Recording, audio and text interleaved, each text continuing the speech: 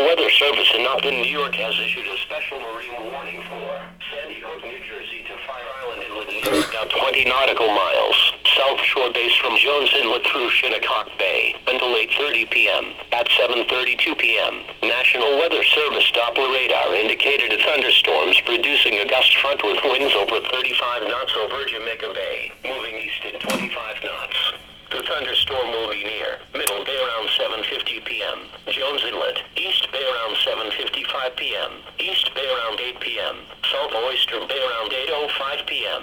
Fire Island Inlet around 8:20 p.m. Mariners can expect gusty winds, high waves, dangerous lightning, and heavy rains. Boaters should seek safe harbor immediately until this storm passes. A severe thunderstorm watch remains in effect until 9 p.m. Friday evening for southern Connecticut and northeast New Jersey and southeast New York.